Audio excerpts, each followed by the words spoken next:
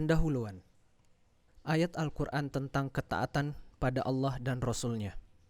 Dengan menyebut nama Allah yang Maha Pemurah lagi Maha Penyayang. Segala puji bagi Allah, Tuhan semesta alam, Maha Pemurah lagi Maha Penyayang, yang menguasai hari pembalasan. Hanya Engkaulah yang kami sembah, dan hanya kepada Engkaulah kami meminta pertolongan. Tunjukilah kami jalan yang lurus, yaitu jalan orang yang telah Engkau beri nikmat kepada mereka, dan bukan pula jalan mereka yang sesat. Quran Surah Al-Fatihah ayat 1-7. Hai orang yang beriman, taatlah kepada Allah dan Rasul-Nya, dan janganlah kamu berpaling daripadanya, sedang kamu mendengar perintahnya. Quran Surah Al-Anfal ayat 20. Dan taatilah Allah dan Rasul-Nya supaya kamu diberi rahmat. Quran Surah Ali Imran ayat 132.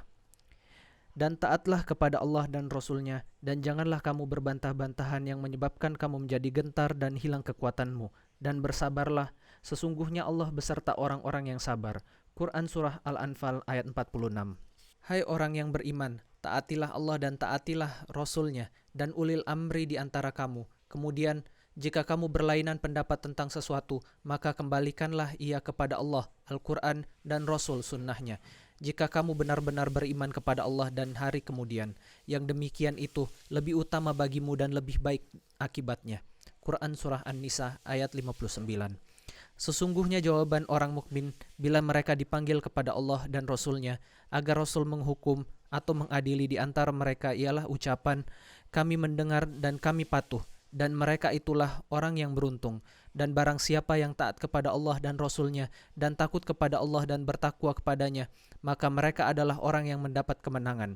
Quran Surah An-Nur ayat 51-52. Hadis tentang ketaatan pada Nabi Shallallahu Alaihi Wasallam serta perintah meneladani beliau dan Khulafa ar-Rasyidin. Bukhari meriwayatkan dari Abu Hurairah radhiyallahu anhu secara marfu bahwa Rasulullah Shallallahu Alaihi Wasallam bersabda, setiap umatku akan masuk surga kecuali yang tidak mau. Mereka bertanya, wahai Rasulullah, siapa gerangan yang tidak mau? Beliau menjawab, barang siapa taat kepadaku, ia masuk surga. Dan barang siapa durhaka terhadapku, berarti ia tidak mau masuk surga. Bukhari dan Muslim meriwayatkan dari Abu Musa radhiyallahu anhu, ia bercerita bahwa Rasulullah sallallahu alaihi wasallam bersabda, sesungguhnya perumpamaanku dan apa yang aku diutus oleh Allah dengannya adalah seperti seorang lelaki yang mendatangi suatu kaum kemudian berkata, wahai kaumku, sungguh aku telah melihat sebuah pasukan dengan mata kepalaku, dan aku adalah pemberi peringatan yang membuka baju, maka selamatkanlah dirimu, selamatkanlah dirimu. Kemudian sebagian orang dari kaumnya mematuhinya.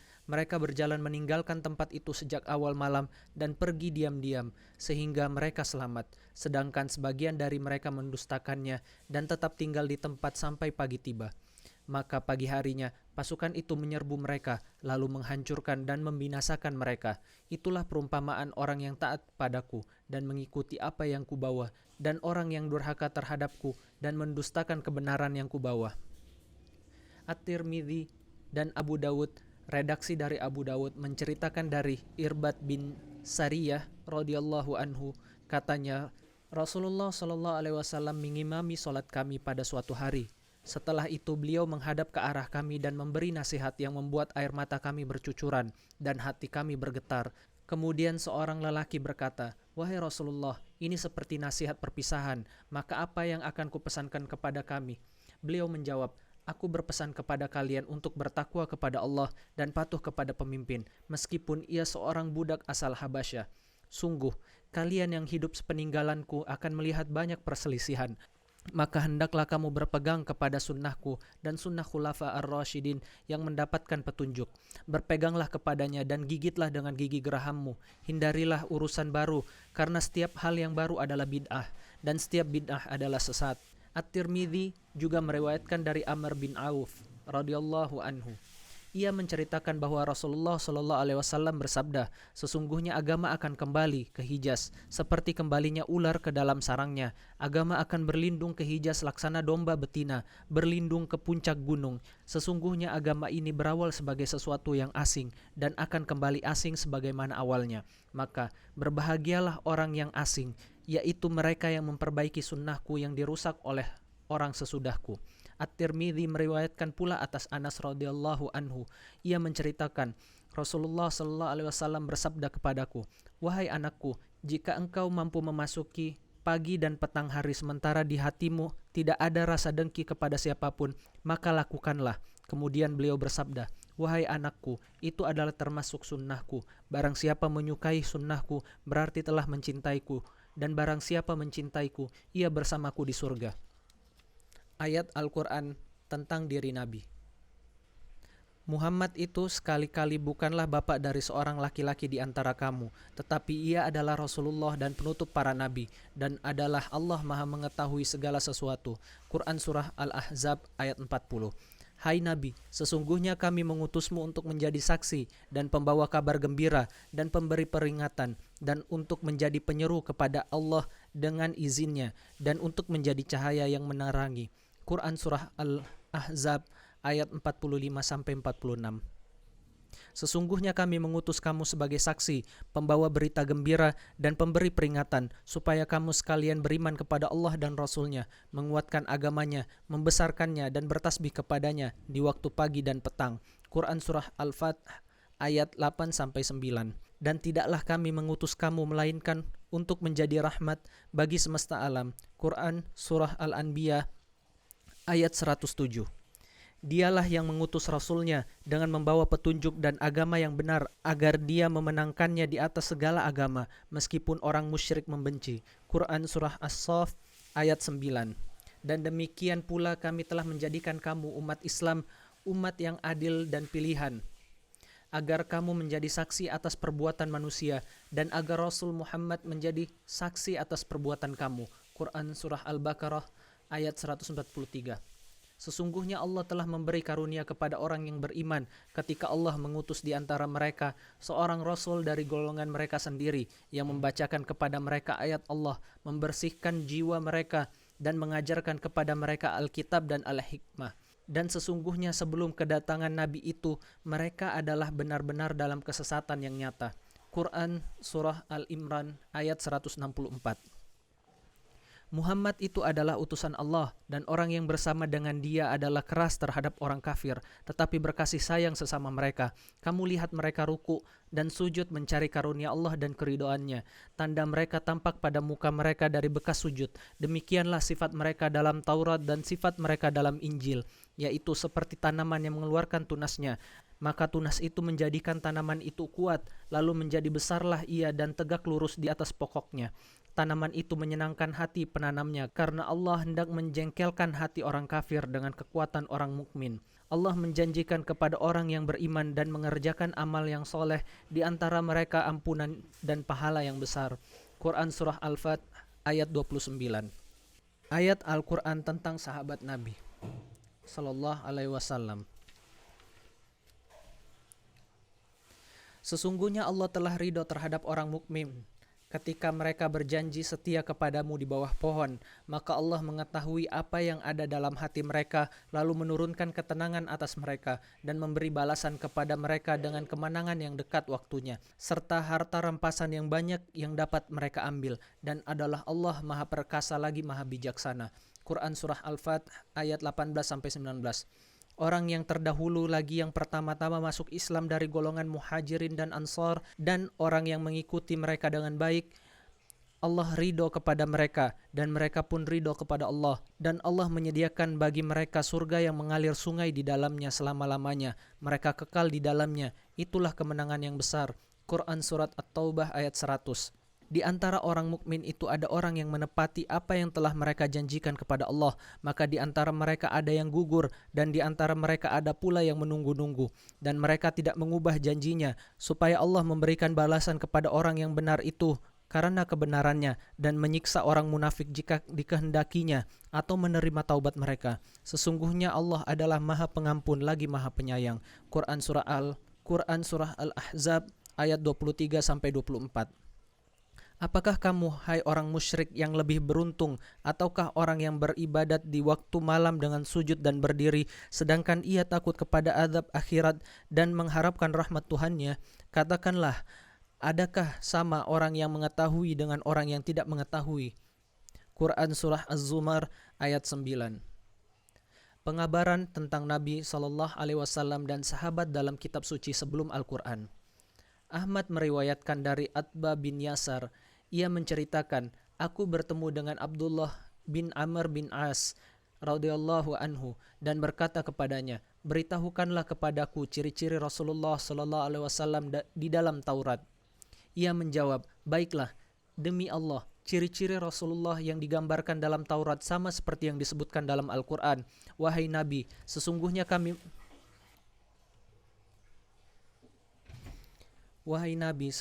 kami mengutusmu sebagai saksi, pemberi kabar gembira, peringatan serta pemelihara bagi orang yang ummi. Engkau adalah hamba dan Rasulku. Aku memberimu nama Al-Mutawakkil, orang yang bertawakal, bukan orang yang keras lagi kasar, bukan orang yang suka berteriak-teriak di pasar, tidak membalas keburukan dengan keburukan, melainkan selalu memaafkan dan mengampuni. Allah tidak akan mewafatkan sebelum mereka meluruskan agama yang bengkok dengan kalimat tiada Tuhan selain Allah, untuk membuka mata yang buta, telinga yang tuli, dan hati yang tertutup. Diriwayatkan pula oleh Al-Bukhari dengan nas serupa dari Abdullah dan Baihaqi dari Ibnu Salam. Dalam satu riwayat, sehingga Allah meluruskan agama yang bengkok melalui dirinya. Abu Nuaim dalam Al-Hilyah meriwayatkan dari Sa'ad bin Abi Hilal bahwa Abdullah bin Amr berkata kepada Ka'ab, ceritakanlah kepadaku tentang ciri-ciri Muhammad sallallahu alaihi wasallam dan umatnya. Ka'ab menjawab, aku menemukan mereka dalam kitab Allah atau Taurat. Ahmad dan umatnya adalah orang yang suka memuji Allah dalam segala kebaikan maupun keburukan. Mereka mengagungkan Allah, bertakbir di setiap tempat yang tinggi dan mensucikan Allah, bertasbih di semua tempat.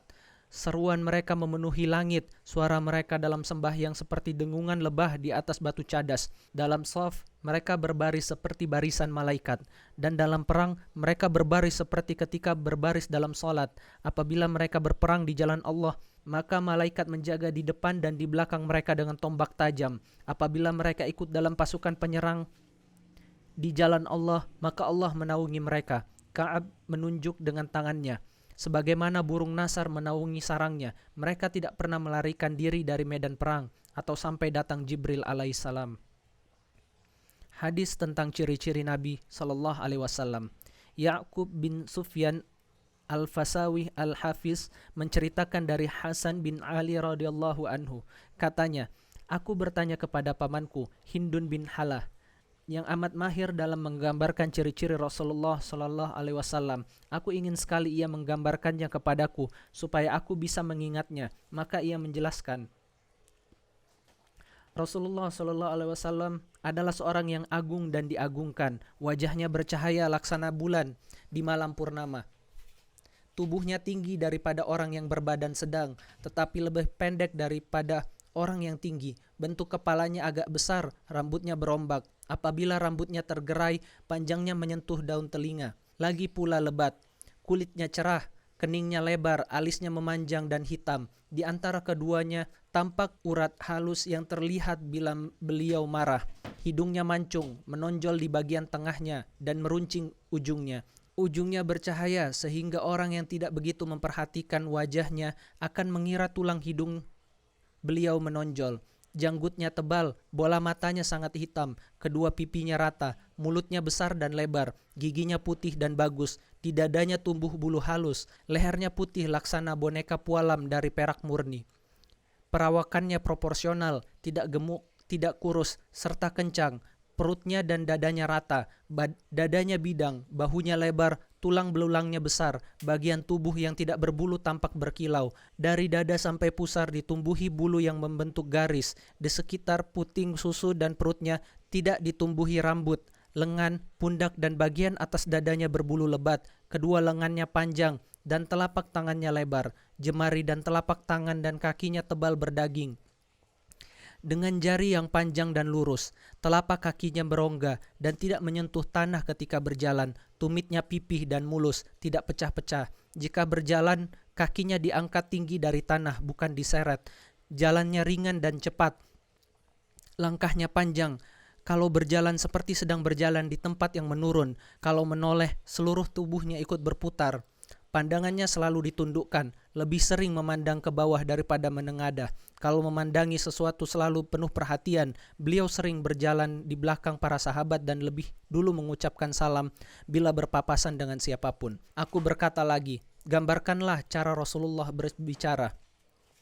Ia pun bercerita, Rasulullah SAW selalu kelihatan merenung, selalu berpikir, dan tidak punya waktu untuk beristirahat. Beliau tidak berbicara kecuali seperlunya, mengawali dan mengakhiri pembicaraan dengan sepenuh mulut.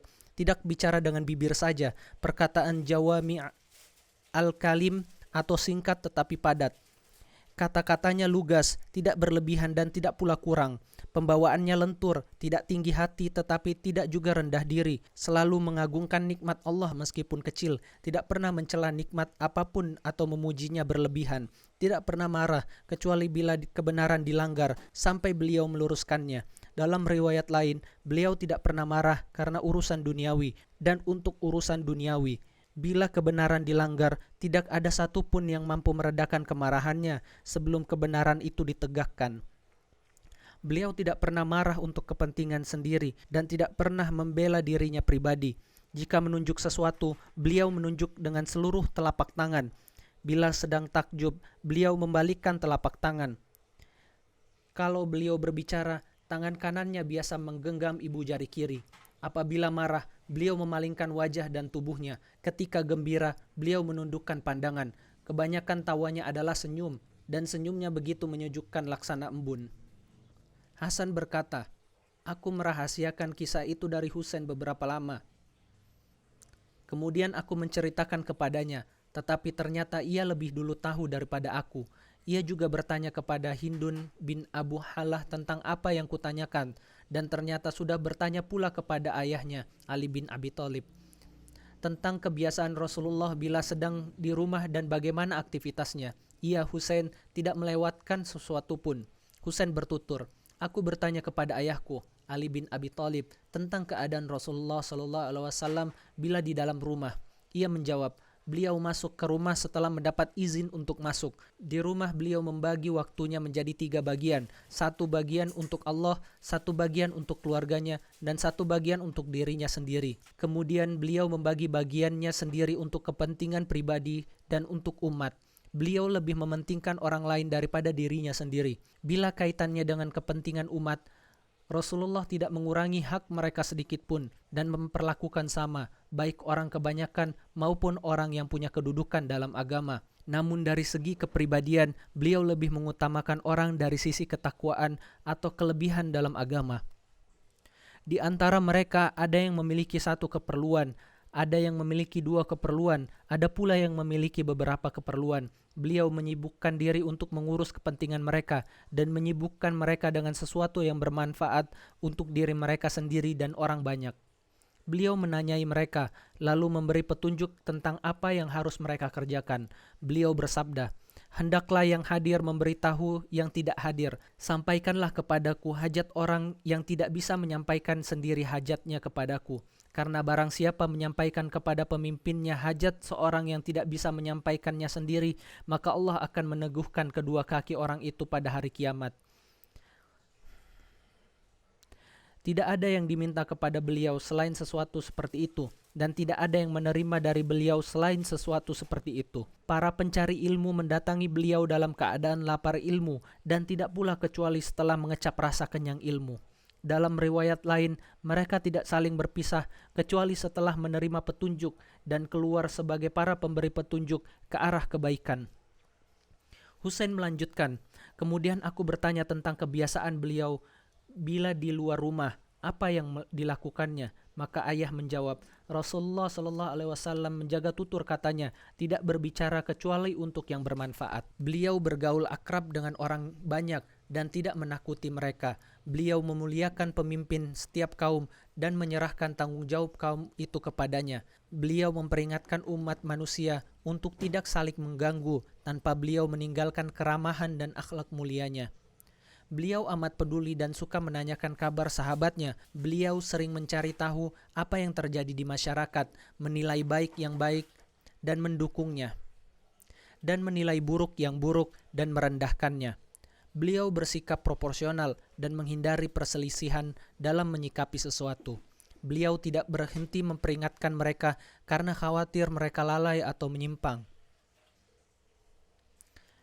Beliau menundukkan segala sesuatu sesuai dengan porsinya. Beliau tidak pernah melebihkan ataupun mengurangi hak segala sesuatu. Orang yang mendampingi beliau adalah orang terbaik. Yang paling mulia di antara mereka adalah yang paling sering memberi nasihat. Adapun yang paling mulia kedudukannya di sisinya adalah yang paling suka memberi bantuan dan pertolongan.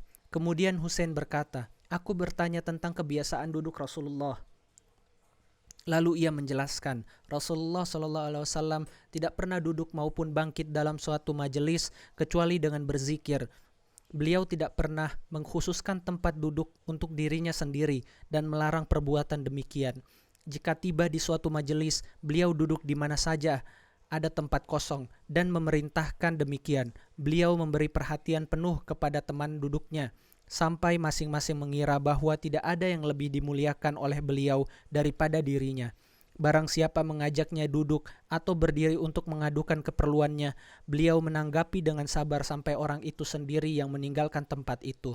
Bila seseorang memintakan kebutuhannya, beliau tidak pernah membiarkannya pergi tanpa dipenuhi kebutuhannya atau disenangkan dengan kata-kata yang baik.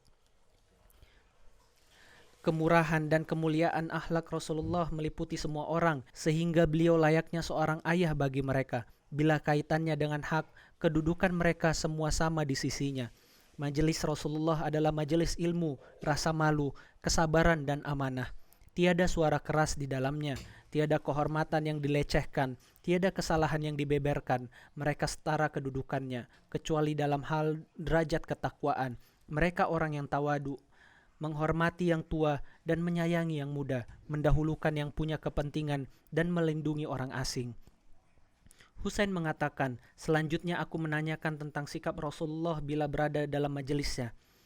Maka ayahku menjawab, Rasulullah SAW senantiasa berwajah sumringah, mudah bergaul dan lentur, tidak kasar dan tidak keras, tidak suka berbuat keji, tidak berkata kotor, bukan pencela dan tidak senang beromong kosong.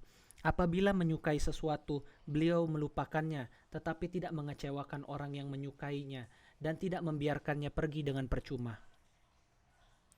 Beliau menjauhkan diri dari 3 hal, berdebat, banyak bicara, dan sesuatu yang tidak berguna. Beliau dalam berinteraksi juga meninggalkan 3 hal, mencela atau merendahkan seseorang, mencari aib seseorang, dan berbicara tentang sesuatu yang tidak bisa diharapkan pahalanya. Kalau beliau berbicara, semua yang hadir mendengarkan dan khidmat.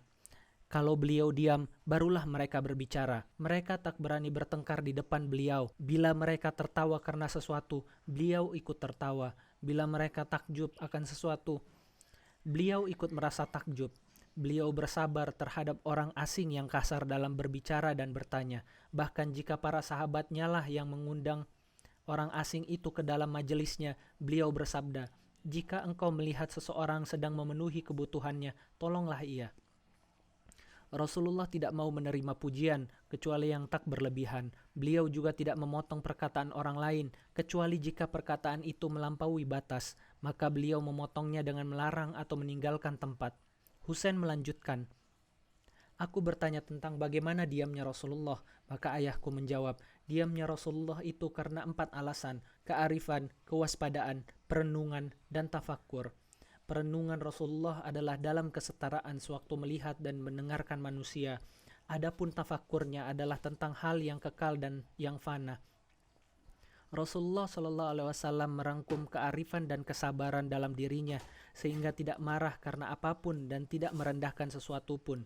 Beliau amat berhati-hati dalam 4 hal, memilih yang terbaik, mewaspadai yang buruk untuk dihindari, berijtihad untuk solusi yang memperbaiki umat dan menyelaraskan mereka dalam urusan dunia maupun akhirat. Hadis tersebut secara lengkap diriwayatkan oleh At-Tirmidzi dalam Asy-Syama'il dari sumber Hasan bin Ali radhiyallahu anhu.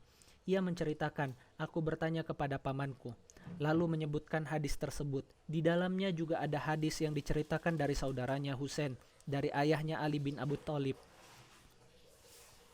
Selain itu juga diriwayatkan oleh Baihaqi dalam Ad-Dalail dari Al-Hakim dengan sanad dari Hasan. Ia menceritakan, aku bertanya kepada pamanku Hindun bin Abi Halah, lalu menuturkan riwayat ini. Demikian dijelaskan oleh Al-Hafiz Ibnu Katsir dalam Al-Bidayah. Katanya, sanad hadis ini dikutip pula oleh Al-Hakim dalam Al-Mustadrak. Kemudian ia berkata, lalu ia menuturkan hadis secara lengkap. Riwayat tentang ciri-ciri sahabat Nabi SAW. Abu Nuaim meriwayatkan dalam Al-Hilyah dari Ibnu Mas'ud radhiyallahu anhu.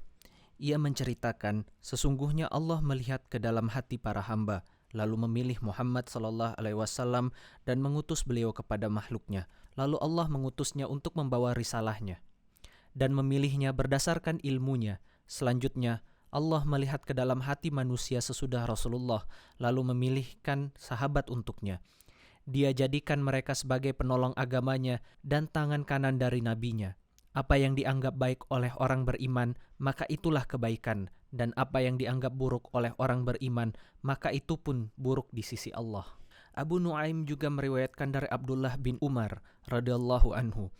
Ia menceritakan, barang siapa hendak meneladani sunnah, maka ikutilah sunnah mereka yang telah wafat. Mereka itulah sahabat Muhammad sallallahu alaihi wasallam. Mereka golongan yang terbaik dari umat ini.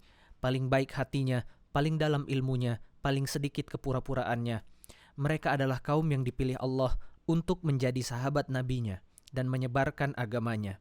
Maka contohlah akhlak dan jalan mereka, sebab mereka adalah sahabat Muhammad sallallahu alaihi wasallam yang berada di jalan lurus. Demi Allah, Tuhan Ka'bah. Al-Hakim dalam Al-Mustadrak menceritakan dari Abu Sa'id Al-Makburi, katanya, ketika Abu Ubaidah terkena wabah penyakit, ia berkata, wahai Mu'adz, jadilah imam salat bagi orang-orang. Maka Mu'adz bertindak sebagai imam salat mereka. Sewaktu Abu Ubaidah bin Al-Jarrah wafat, Mu'adz berkata kepada khalayak, saudara-saudara, bertaubatlah kepada Allah dari dosamu dengan taubat nasuha. Sesungguhnya tidaklah seorang hamba menghadap Allah dalam keadaan bertaubat dari dosanya, kecuali Allah wajib mengampuninya. Mu'adz melanjutkan, sesungguhnya kalian telah kehilangan seorang lelaki yang, demi Allah, kurasa aku tidak pernah melihat seorang hamba Allah yang lebih sedikit rasa dengkinya, lebih lapang dadanya, lebih jauh dari perkara mungkar, lebih mencintai akhirat, dan lebih banyak menasihati umat daripada dirinya. Karena itu, mohonkanlah baginya rahmat, lalu berangkatlah ke padang Sahara untuk menyolatinya. Demi Allah, tidak akan ada lagi sosok seperti dirinya yang memimpin kalian. Maka orang berkumpul, jenazah Abu Ubaidah diangkat keluar, lalu Mu'adz beranjak untuk mensolatinya. Sewaktu jenazah Abu Ubaidah sampai di pemakaman, Mu'adz bin Jabal, Amr bin As, dan Dahak bin Qais turun ke liang lahat. Mereka menaruh jenazah Abu Ubaidah lalu menimbunnya dengan tanah. Setelah itu, Mu'adz bin Jabal berkata, wahai Abu Ubaidah, sungguh aku akan memujimu dan aku tidak akan berkata dusta tentang dirimu karena takut murka Allah akan menimpaku. Demi Allah, sejauh yang ku ketahui, engkau adalah orang yang banyak berzikir kepada Allah dan termasuk orang yang berjalan di muka bumi dengan rendah hati, yang kalau dicela oleh orang bodoh, mereka mengucapkan selamat. Engkau juga termasuk orang yang kalau menafkahkan harta tidak berlebihan dan tidak pula kikir, melainkan di antara keduanya. Demi Allah, engkau termasuk orang yang khusyuk dan tawadu, yang menyayangi anak yatim dan orang miskin, serta membenci para pengkhianat yang sombong.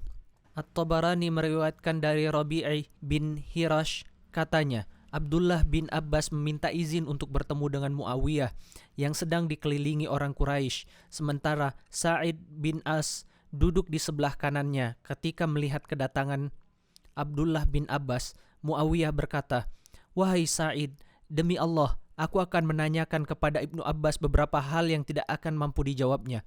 Sa'id menyahut, orang seperti Ibnu Abbas mustahil tidak mampu menjawab pertanyaanmu. Sesudah Ibnu Abbas duduk, Muawiyah menanyainya, apa pendapatmu tentang Abu Bakar? Ibnu Abbas menjawab, semoga Allah merahmati Abu Bakar. Demi Allah, ia adalah orang yang senantiasa membaca Al-Quran, orang yang menjauhi sikap berat sebelah, menghindari perbuatan keji, mencegah yang mungkar, amat memahami agama dan takut kepada Allah. Ia menjauhi kebinasaan, beribadah pada malam hari, berpuasa pada siang hari, menjauh dari dunia, dan teguh dalam menegakkan keadilan manusia. Ia mengajak kepada kebaikan dan melakukannya. Ia bersyukur atas semua keadaan, senantiasa berzikir kepada Allah pagi dan petang, memaksa diri untuk berbuat kebaikan. Ia mengungguli semua sahabatnya dalam sikap wara', qanaah, zuhud, iffah, kebajikan, kehati-hatian dan kecukupan. Maka semoga Allah melaknat hingga hari kiamat orang yang mencacinya. Muawiyah bertanya lagi, lalu apa pendapatmu tentang Umar bin Khattab? Ibnu Abbas menjawab, semoga Allah merahmati Abu Hafs. Demi Allah, ia adalah pembela Islam, tempat berlindung anak yatim, tempat hinggapnya keimanan, tempat berlindung orang lemah, tempat perhentian orang hanif, menjadi benteng bagi setiap makhluk, menjadi penolong bagi manusia. Ia melaksanakan hak Allah dengan sabar dan berharap pahala, hingga Allah memenangkan agama ini melalui dirinya. Ia menaklukkan banyak negeri, sehingga nama Allah disebut-sebut di semua tempat, di segala mata air, di perbukitan, di pinggir kota, maupun di lembah. Ia orang yang bijak dalam menerima caci maki, dalam suka maupun duka. Ia adalah orang yang pandai bersyukur. Pada setiap waktu dan kesempatan, ia selalu mengingat Allah. Semoga Allah menimpakan laknat sampai hari kiamat kepada siapa saja yang membencinya. Muawiyah bertanya lagi, lalu apa pendapatmu tentang Utsman bin Affan? Ibnu Abbas menjawab, semoga Allah merahmati Abu Amr. Demi Allah, ia adalah keturunan paling mulia, orang yang selalu mengerjakan kebaikan, paling gemar menyambung silaturahim, prajurit yang paling sabar di medan perang. Ia gemar beribadah dini hari, banyak menangis saat mengingat Allah, selalu berpikir tentang sesuatu yang bermanfaat bagi dirinya, siang maupun malam. Ia selalu bergegas untuk segala yang mulia, bersegera untuk segala yang menyelamatkan, menjauh dari segala yang mencelakakan. Ia adalah pemilik pasukan dan sumur, menantu Al-Mustafa dengan kedua putri beliau. Maka semoga Allah menimpakan penyesalan kepada orang yang mengumpatnya sampai hari kiamat. Muawiyah terus bertanya, lalu apa pendapatmu tentang Ali bin Abi Thalib? Ibnu Abbas menjawab, semoga Allah merahmati Abul Hasan. Demi Allah, ia adalah bendera hidayah, tempat berlindung ketakwaan, tempat hinggapnya akal, bukit kebajikan, cahaya penerang kegelapan malam. Ia da'i yang menyeru kepada dalil teragung. Ia mengetahui isi kitab samawi terdahulu, pemberi kejelasan dan nasihat, selalu bergantung kepada sebab hidayah. Ia meninggalkan kelaliman dan kejahatan, menghindari cara yang hina. Ia yang terbaik di antara orang yang beriman dan bertakwa, junjungan kaum yang bergamis dan berselendang, yang utama di antara pelaku haji dan sa'i, yang paling toleran lagi adil. Ia adalah pengkhutbah paling fasih setelah para nabi dan Rasulullah sallallahu alaihi wasallam. Ia termasuk orang yang sempat mengerjakan solat kedua arah kiblat. Maka adakah orang beriman yang menandinginya? Ia juga suami dari perempuan terbaik, ayah dari 2 cucu Nabi. Tidak pernah aku melihat orang seperti dirinya, dan engkau pun takkan pernah melihat orang seperti itu sampai hari kiamat dan hari perjumpaan. Barang siapa melaknatnya, ia akan menerima laknat Allah dan seluruh hambanya sampai kiamat tiba. Muawiyah bertanya kembali, lalu apa pendapatmu tentang Talha bin Zubair? Ibnu Abbas menjawab, semoga rahmat Allah senantiasa terlimpah kepada keduanya. Demi Allah, keduanya adalah orang yang menjaga diri dari dosa, bijaksana, muslim, suci dan selalu membersihkan diri, dan termasuk golongan syuhada. Mereka tergelincir 1 kali, tetapi Allah mengampuni mereka. Insya Allah, berkat pertolongan mereka kepada Nabi sallallahu alaihi wasallam, persahabatan mereka dengan Nabi sallallahu alaihi wasallam, dan amal soleh yang mereka lakukan. Muawiyah berkata lagi, lalu apa pendapatmu tentang Abbas? Ibnu Abbas menjawab, semoga Allah merahmati Abu Fadl. Demi Allah, ia adalah saudara kandung ayahanda Rasulullah sallallahu alaihi wasallam, penyejuk mata Safiullah, pelindung kaumnya, penghulu para paman Rasulullah, berpandangan luas dan penuh pertimbangan tentang segala sesuatu. Ia dihiasi dengan ilmu, semua kemuliaan memudar saat keutamaan dirinya disebutkan. Semua silsilah keturunan tidak mampu menandingi kemuliaan silsilah keturunannya. Betapa tidak, sedangkan ia telah dididik oleh Abdul Muttalib, sosok paling mulia di antara bangsa Quraisy. Kemudian ia menuturkan kelanjutan hadis.